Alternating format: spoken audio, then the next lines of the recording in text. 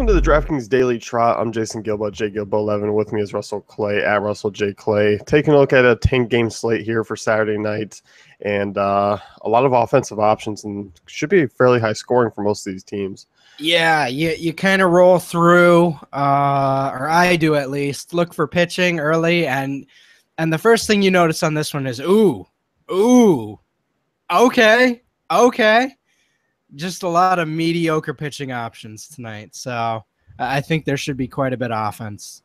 Yeah, I definitely think so too. And Mets and Phillies, first one here. You got Logan Verret versus Jared Eichhoff, and this one, I mean, we saw last night. I mean, some of those Mets bats went off, and I think that could be the case again here, just because Eichhoff hasn't been extremely strong against lefties. So for me, I think you can still once again take a look at Neil Walker, Asdrubal Cabrera, Jose Reyes is kind of those value guys. I'm not necessarily in love with Granderson's price tag once again, but I think on tonight's slate it's a little bit easier to kind of justify it, just given there's not top price pitching. Yeah, give me all the Neil Walker for 31. But other than that, I don't necessarily like some of those more expensive prices in that lineup. But yeah, and in terms of the other side there, I don't really know what to think of Logan Verret yet. So it's kind of like I'm a little wishy-washy on this matchup. I do like Odubel Herrera, but they are priced up considerably. So I'm not sure that I'd be going all in on that lineup. Yeah, I mean, I'm with you there. The one thing for me, I mean, probably the righties stand out to me the most here with Franco and like a Cameron Rupp, but I think at their price tags, I'm not really in love with them tonight. Yeah. So normal Phillies prices, I'd be much more in on this lineup, but it seems like they're priced up compared to what they normally are. Yeah, definitely. And overall, I mean, I don't think this game has a ton of appeal offensively in comparison to the others, so it's definitely just limited. No, yeah, and Neil Walker, I think he's a borderline cash play, batting clean up there against Eichhoff. But other than that, I think I'm jumping out of this game. Yeah, definitely, I could see that. So, Pirates and Nationals, next one here: Tanner Roark versus Garrett Cole. Looking at these Nationals prices, I mean, they are fairly cheaper outside of the 3-4 guys, and Daniel Murphy didn't play yesterday. Questionable for today. Not in love with this Nationals offense. Not really in love with kind of the Harper Murphy price tag against Cole, who is an above average right-hander. Obviously, the two big names are in play always against anyone that's not really an elite right-hander. So I could see using him in GPPs. I mean, obviously Murphy's just been crushing anyone who's on the hill if he's in the lineup. So outside of that, there's not a lot of appeal for me for this Washington team. Yeah, I don't know that I want to target Cole, but I do think a guy like Ben Revere could provide some value. 3,500 isn't too bad. And again, like you mentioned, if you are going Murphy Harper, maybe you can throw Revere in there as well to get some bonus upside from that stack. But beyond that, yeah, I agree. It's not a prime group that you're looking at tonight. No, definitely not. And on the Pirate side, I mean, things are kind of very similar. Where I'm not really looking to attack Tanner Roark either. But the McCutchen price tag once again has me intrigued, just because he's coming along before the break. Obviously, a tough matchup last night against Strasburg, but I think he's an intriguing value play once again, and probably the only real Pirate that I would be on. Yeah, not a night to go after Roark, I don't think. There's just a lot of easier ways to get some scoring and some opportunity. JSO 2,900, I don't hate it, but again, it's not like Roark's a weak righty, so not necessarily a target either way. No, and I think a guy with like Jace, I mean, if there was a tonight where we had like a 13K pitcher and maybe you needed to dive down, it's such a limited slate for pitching, so you don't really have to really dive down too deeply. Right. I mean, when you're trying to search through for a cash game arm, you're like, maybe not cash tonight. It's gross. Yeah.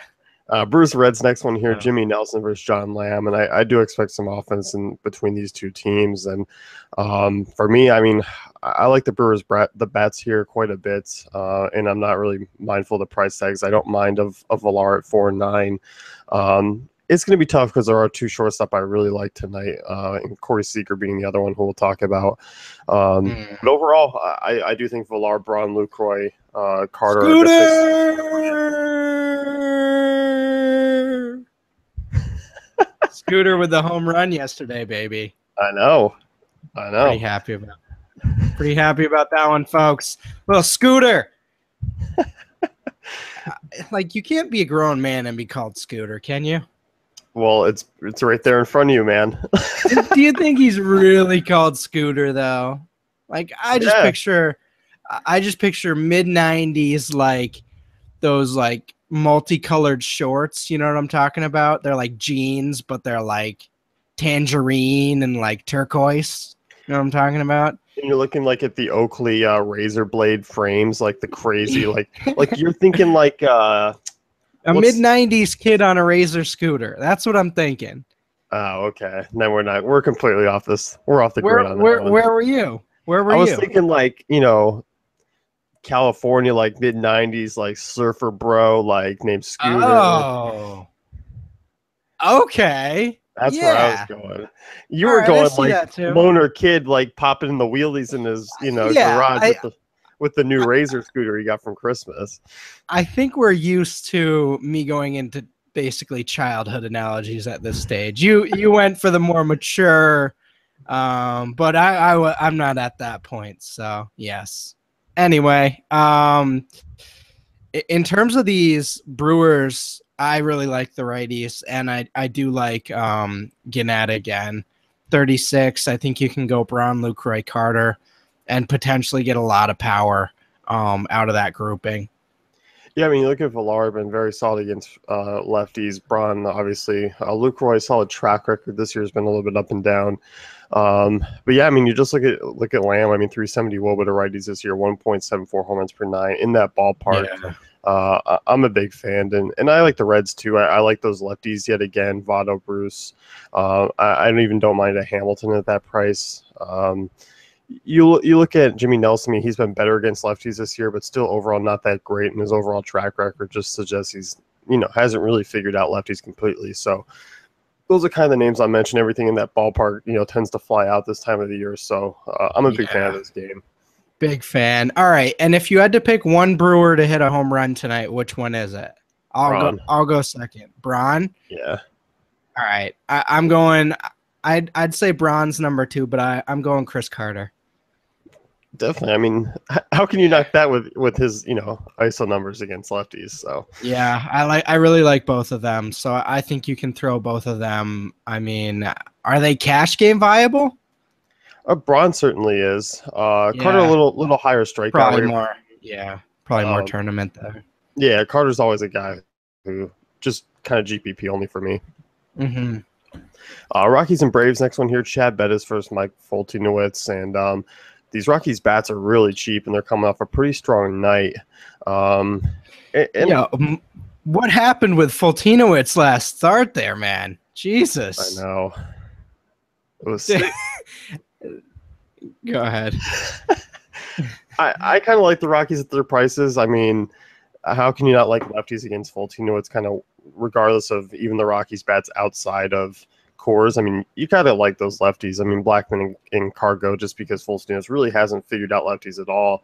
And obviously even in Arenado or Story, I mean, both of their 4,500. You don't get these prices too often. And I know Turner Field's a relatively pitcher-friendly park. But I do think at their prices they are at a decent value where they can pay it off. I agree with the lefties. I'm having a hard time. I don't know. I understand the 10 strikeout game, 0 earned runs isn't going to happen again. I think the Rockies offense is too good for that. But at the same time, I am a little worried of their upside with Foltynewicz there. So I'm not fading the Rockies, but I don't think I'm targeting them either. So I think they're more of a a secondary deep tournament type of move for me.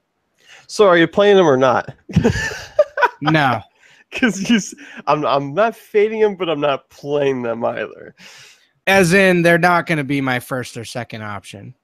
Yeah, I Anyway, mean, I could see. I think you can do a tournament lineup with Blackman and Cargo. Like, I'm not going to knock that against a weaker righty, but at the same time, I'm definitely not stacking them tonight. For me, I mean, I'm not in on a full stack either. But for me, guys like Blackman and Cargo are cash game playable. Ooh. Prices. For me, I mean, I'll lock in Blackman, who's hitting well of late, and leadoff spot. I mean, once again, I know the core splits is definitely big, but you get weak righties, even in, down ballparks, you still kind of like, I like these bats at these price tags. We know what they're capable of. Oh yeah. Okay, we're definitely on a different wavelength there. So I'm more of a tournament for Blackman Cargo. He's cash, and that means they're probably going to hit 3 home runs each tonight. Well, that means you just better get him in those GPP lineups. As far as the Braves go, I kind of like some of their prices. I mean, obviously Bettis is a reverse splits guy though, which obviously doesn't pan out as well for the Braves, but he's still pretty mediocre against lefties. So I kind of like, some of these guys is kind of a sneaky plays like a Freddie Freeman or, some of the value guys like Inciarte or Markakis. Yeah, that's fair. So would Frank Gore be the guy you're looking at there again then? Yeah, I definitely take a look. I think it's definitely intriguing, just because of the price tags. I mean, sometimes we've seen the Braves priced up a little bit higher, which they are here. So I think that ownership might be a little bit lower. Yeah, the Braves are like a coffee that's been left out for like 20 minutes. Like, yeah, I'm still going to drink it because it's got caffeine in it, but it's not going to be good. I'm not happy about it. Yeah, like I'm definitely not enjoying looking at this, but I mean, I'll do it because I got to. But yeah, I'm not really in on the Braves tonight. No, not me either. Indians and Twins, Trevor Bauer, Tyler Duffy. Obviously, you're looking more so at the Indian side of things here. And once again, for me, I don't mind paying up for Kipnis or Santana and GPPs, but it's that 3 through 6 that I find quite intriguing given the price tags. Your Napoli, your Lindor, your Chisenhall, your Jose Ramirez. Those consistently kind of be the names that I like. And this Cleveland pricing just seems to be all over the map as far as 2 guys are priced up, the rest are priced down. One day it's completely reversed. Good pitcher, they're priced up. Bad pitcher, they're priced down. I don't know. I'm always surprised when I come in and see the Indians lineup prices. It maybe it's just me, but I feel like the pricing's a little funky post All-Star break. I've been seeing some weird prices, but at the same time, yeah, priced up high for those first 2 guys, and I mean for solid reason. I think they are really good options tonight. So if you can fit them in, I'm in on that. But probably just tournaments for me as well. I do like Lindor quite a bit at 42. He's probably the one in that lineup that I'm really zoning in on. Yeah, I'm definitely with you. That price tag is very nice and quite kind of a come down option from guys like Seager and guys like Villar too. Yeah, exactly. But Mike Napoli is intriguing at 3.9. I mean, Duffy's been a guy who's been worse off against righties this year, and 2.20 home runs per 9.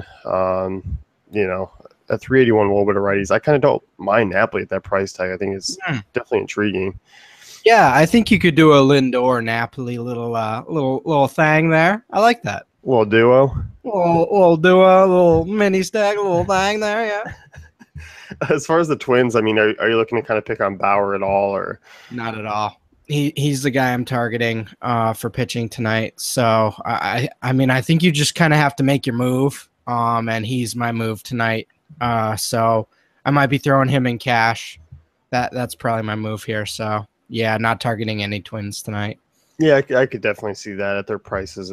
At his price and the pitching on tonight's slate, Bauer is going to be a playable guy in all formats. So yeah. I'm definitely with you. I'm not really looking at Twins. I mean, obviously, I mean, if you were one to be super contrarian, the guys like Miguel Sano, Vargas, Dozier could be in play for GPPs, just given the upside. Right. Okay. So what I've done is I've totally blacked out the Twins because I made my decision that Bauer's my cash guy. So I said, okay, I'm gonna create this narrative where he is gonna do well, and there is quite an argument for that, but there is that contrarian like, oh, okay, well there is some downside here.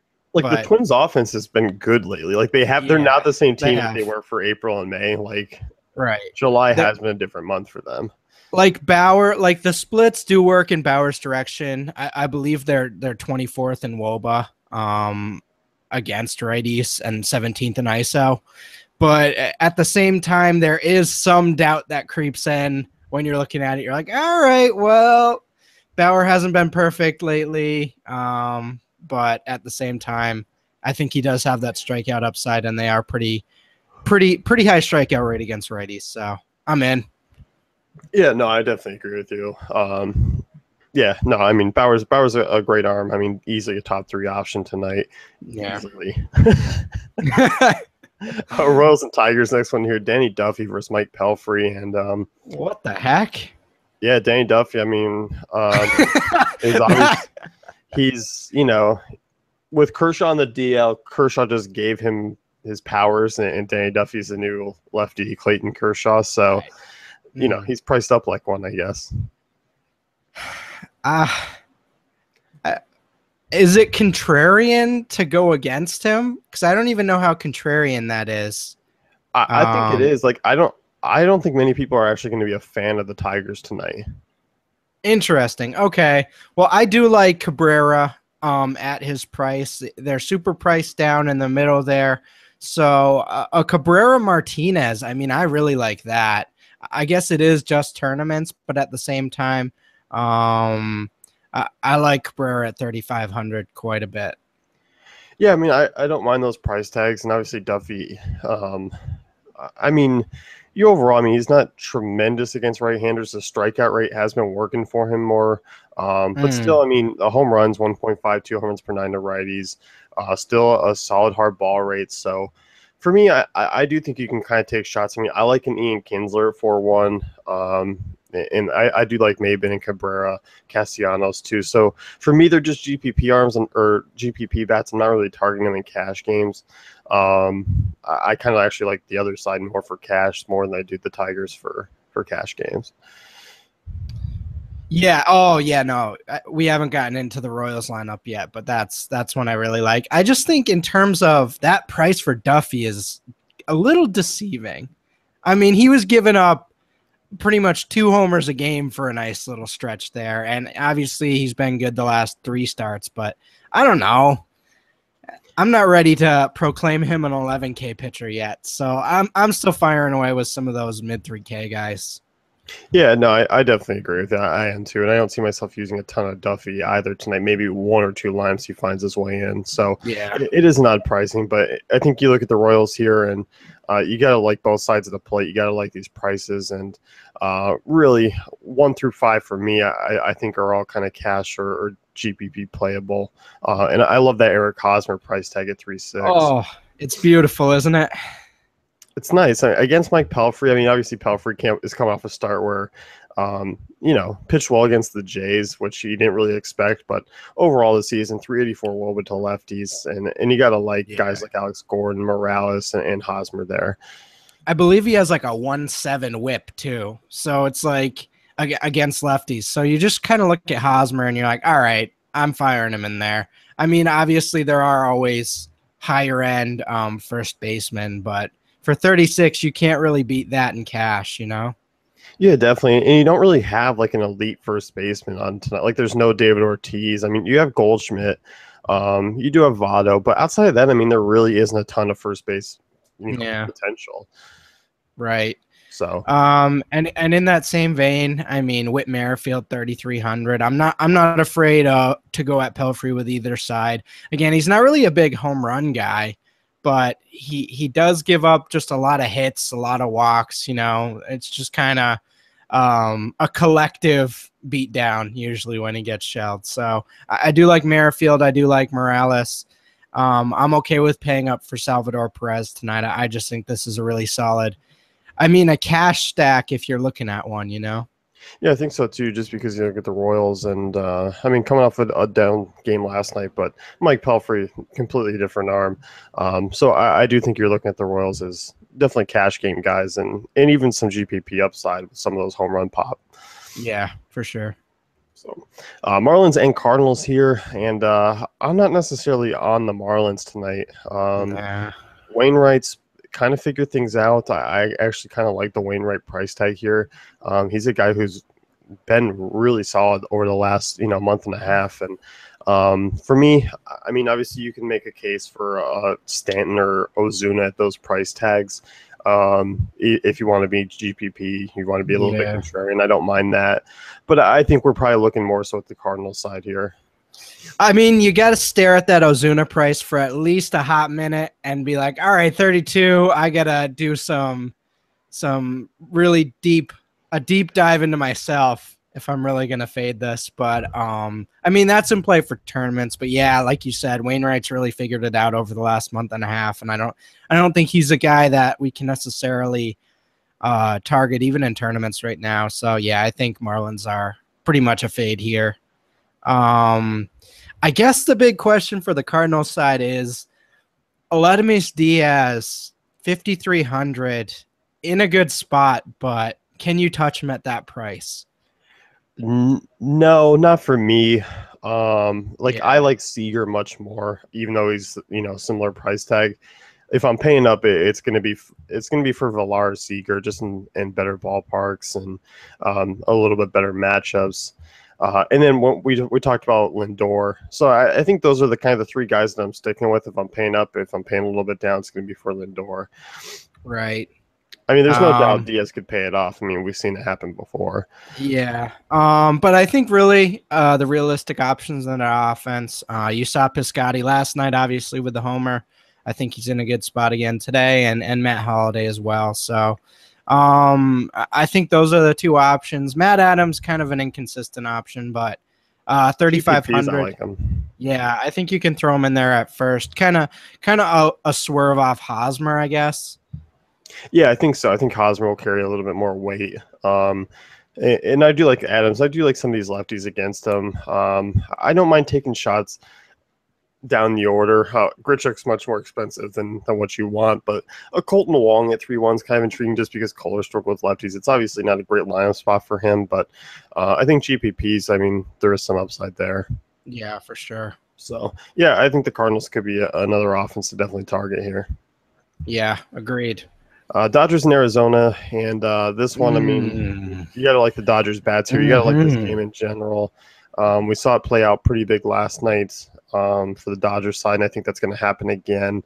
And once again, I mean, they carry up and down pricing. I mean, it just kind of depends where you look, but obviously it's a little bit increased here. You haven't really seen Adrian Gonzalez priced at 4.8 all year. Neither have you with Puig, so they're a little bit more expensive, but on a slate where there's not really a ton of pitching production as far as up top, top price arms, fire away with the Dodgers once again for me. Yeah, and we've been talking about Howie Kendrick, it seems, quite a bit lately. He's the new Justin Turner in the lineup, especially in terms of the optimizer. I think we throw him in there at 3,100 now. Yeah, I mean, you're talking value, right? Yeah. Yeah. I mean, I think I like 1 through 6, and at a second base spot where there isn't really a ton of high priced guys. I mean, really solid night for Kendrick last night. I mean, going back before the break, I mean, he's had a couple 3-hit games, couple multi-hit games. So starting to come around in this Dodgers offense, I think is going to come around and be a little bit more consistent in the second half. And you got to like it in this matchup against Bradley, who's been awful against lefties, especially at home in this ballpark. That's just been a top 3 ballpark to hit in this year. Yeah, another way to go, like you mentioned, with the lefties, Utley, Seager, Gonzalez. Gonzalez, an interesting first baseman, deep tournament swerve, I think. I don't think many. You think his ownership's going to be up there? I think it'll be at an average rate. Yeah, 10-15% maybe. Yeah, that's probably what I see. but he's actually been hitting pretty well lately. So 48's overpriced for him, but at the same time, I think you could throw him in with a Seager Utley and sort of just play the odds with the lefties in that lineup. Yeah, I think so too. So I think, Vegas projects them for over 5 runs. I think they're, if not the top offense to target tonight. I mean, it's tough. I mean, there's a couple of close calls with the Reds and Brewers, but I think Dodgers are they take the cake for me. Yeah, definitely. So as far as the Diamondbacks go, I mean, I like the price tag of Paul Goldschmidt at 4.5. He's a guy who I'll be using. And I even don't mind punting down to Wellington Castillo, who usually we target him against lefties, but at home against McCarthy, it doesn't have me, shying away at that price tag. So a guy who's in a good spot in the lineup. Yeah, Goldschmidt's definitely all right. I mean, when you normally where he's priced at, you wouldn't like him compared to Hosmer, but only 900 more.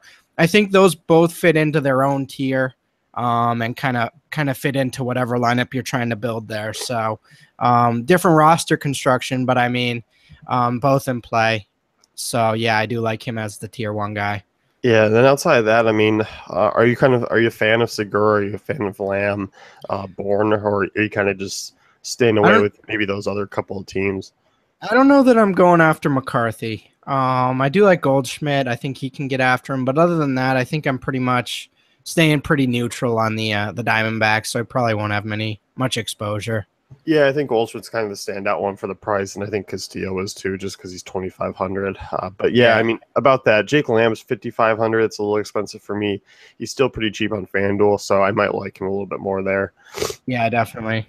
So, Giants and Padres, Luis Perdomo versus Jeff Samardzija, and Samardzija's relatively one of the playable arms on tonight's slate, even though he has not been the most consistent.